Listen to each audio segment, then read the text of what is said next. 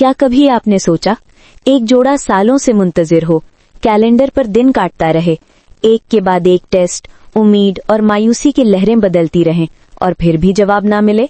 बांझपन सिर्फ एक लैब रिपोर्ट नहीं, ये एक एहसास है, एक खामोश दुख है और इसके पीछे अक्सर हार्मोन्स की कहानी छिपी होती है। हार्मोन्स जो तय करते हैं कि अंडा वक्त पर निकलेगा या नहीं, स्पर्म बनेगा या नहीं, रहम में ठहराव होगा या नहीं। आज हम इसी हसास मगर अहम रब्त को खोलेंगे, मर्दों खवातीन दोनों में वजूहात और साइंसी हल। और आखिर तक साथ रहिएगा क्योंकि छोटे मगर दुरुस्त कदम बड़े नताइज दे सकते हैं। मेरा नाम डॉक्टर राय है। मैं अमेरिका में इंटरनल मेडिसिन की सनद याफ्ता डॉक्टर हूँ। गुज़िश्ता कई बरसों से मैं मरीजों की बीमारियों पर तहकीक और इलाज कर रही हूँ और मेरा खास शौक एंडोक्रिनोलॉजी यानी हार्मोनी बीमारियों और खवातीन की सेहत से मुतालिक मसाइल में है। मेरा बुनियादी मकसद यह है कि मैं आप तक सच्चाई पर मबनी, सादा और आम फहम जबान में मुस्तनद तिब्बी मालूमात पहुँचाऊँ। मैं चाहती हूँ कि आप अपनी सेहत के बारे में बाखबर फैसले करने के काबिल हों और किसी भी गलत फहमी का शिकार न हों। बांझपन आम है। हर 6 में से तकरीबन एक बालिग अपनी जिंदगी में किसी न किसी मरहले पर इस मसले से गुजरता है। ये सिर्फ खवातीन का मसला नहीं बल्कि तकरीबन निस्फ केसेस में मर्दाना फैक्टर भी शामिल होता है। अगर उम्र 35 से कम है तो 1 साल की बाकायदा बगैर तहफ्फुज के अज़दवाजी ताल्लुक के बाद हमल ना ठहरे तो जांच का वक्त है, और अगर उम्र 35 या उससे ज्यादा है तो 6 महीने बाद ही मुआयना मुनासिब है।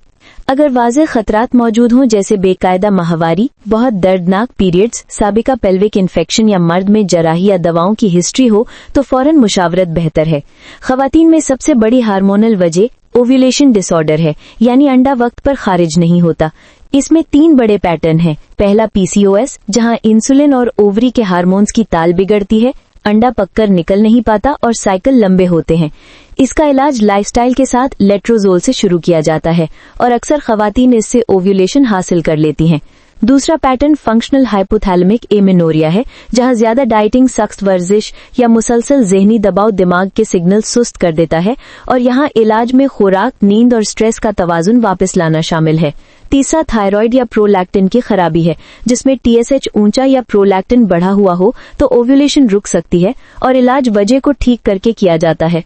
एक और अहम मसला प्रीमेच्योर ओवेरियन इनसफिशिएंसी है, जिसमें 40 साल से पहले बैजादानी की सलाहियत कम हो जाती है। इसमें साइकिल बेकायदा हो जाता है, गर्म लहरें आती हैं और हमल में मुश्किल होती है। ऐसे में फौरी तशखीस और फ्यूचर फर्टिलिटी के बारे में मंसूबा बंदी जरूरी है। कुछ खवातीन में फौरी फर्टिलिटी प्रिजर्वेशन और बाज में डोनर ओवोसाइट बेहतरीन हल है। एंडोमेट्रियोसिस भी फर्टिलिटी को मुतासिर कर सकता है, जहां सूजन और चिपकाव से ओव्यूलेशन और ट्यूब के काम में खलल पड़ता है। मर्दों में बुनियादी टेस्ट सीमेन एनालिसिस है, जिसमें मियार, तादाद और हरकत का जायजा लिया जाता है। मामूली खराबी हो तो टेस्ट दोहराया जाता है, क्योंकि नताइज वक्त और हालात से बदल सकते हैं। मजीद जांच में हिस्ट्री, मुआयना, हार्मोन्स और कभी जेनेटिक टेस्ट शामिल होते हैं। वेरिकोसील यानी खुशियों की रगों का फैलाव कई मर्दों में स्पर्म को मुतासिर करता है, और अगर ये वाज़ेह हो, सीमेन एनालिसिस खराब हो और बच्चे की ख्वाहिश हो तो इसका इलाज फायदा दे सकता है। कुछ मर्दों में हाइपोगोनेडोट्रोपिक हाइपोगोनाडोट्रोपिज्म पाया जाता है, जहां दिमाग से सिग्नल्स कम मिलते हैं और स्पर्म बनना रुक जाता है।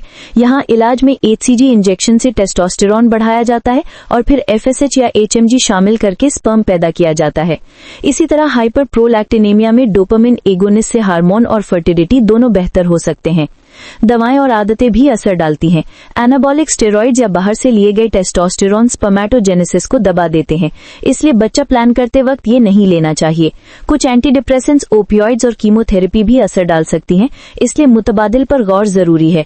वजन में इजाफा, तंबाकू नोशे, ज्यादा अल्कोहल और ज्यादा गर्मी का सामना भी स्पर्म को नुकसान पहुंचा सकता है और ये सब काबिले दुरुस्तगी हैं। कुछ केसेस में जेनेटिक असबाब भी पाए जाते हैं और इसलिए शदीद ओलिगोस्पर्मिया या एजोस्पर्मिया में कैरियोटाइप और वाई क्रोमोसोम माइक्रोडिलीशन टेस्ट किए जाते हैं। इलाज का रोड मैप यह है कि दोनों पार्टनर्स की जांच एक साथ की जाए। ओव्यूलेशन की तस्दीक, ओवेरियन रिजर्व का जायजा, ट्यूबल पेटेंसी टेस्ट और हार्मोन्स की जांच की जाए। इलाज टारगेटेड हो, जैसे पीसीओएस में लेट्रोजोल और लाइफस्टाइल, फंक्शनल हाइपोथैलेमिक एमेनोरिया में खुराक और नींद की बहाली, हाइपर प्रोलैक्टिनेमिया में दवा, थायराइड में मुनासिब इलाज और मर्दों में वेरिकोसील रिपेयर या हार्मोनल इलाज। जब जरूरत हो तो असिस्टेड रिप्रोडक्टिव टेक्नोलॉजीज जैसे IUI IUI या IVF का इस्तेमाल किया जा सकता है। एज और मेडिकल सिचुएशन के मुताबिक मंसूबा बदलता है और कामयाबी के इम्कानात उम्र से बराह रास्त जुड़े होते हैं। रोजमर्रा की सतह पर सिगरेट छोड़ना, अल्कोहल कम करना, सेहतमंद वजन रखना, मुतवाजिन खुराक, प्रोटीन और फाइबर का इस्तेमाल, रोजाना की वर्जिश, अच्छी नींद और स्ट्रेस मैनेजमेंट सब अहम है। दवाओं के बारे में खुद फैसला ना करें और किसी भी कदम से पहले माहिर डॉक्टर से मशवरा जरूर लें। सबसे बढ़कर ये याद रखें कि बांझपन कोई सजा या नाकामी नहीं, बल्कि एक मेडिकल हालत है जिसका इलाज मुमकिन है। सही मालूमात, बरवक्त कदम और साइंसी इलाज अक्सर आपको मंजिल तक पहुंचा देते हैं। अपने आप पर रहम करें और एक टीम की तरह आगे बढ़ें, क्योंकि जहां नेचुरल रास्ता मुश्किल हो तो साइंस आपका साथ देने के लिए मौजूद है। अगर आपको ये वीडियो मालूमाती और मददगार लगी तो कृपया हमारे चैनल द वेलनेस डॉग को सब्सक्राइब करें, लाइक करें, कमेंट करें और इस वीडियो को अपने दोस्तों और फैमिली के साथ जरूर शेयर करें। बेल आइकन दबाना ना भूलें ताकि हमारी नई वीडियोस की इत्तला आपको फौरन मिल सके। हम पूरी मेहनत से आपके लिए काबिल एतमाद मालूमात ला रहे हैं, लेकिन ज्यादा लोगों तक पहुंचने के लिए हमें आपके ताउन की जरूरत है। शुक्रिया।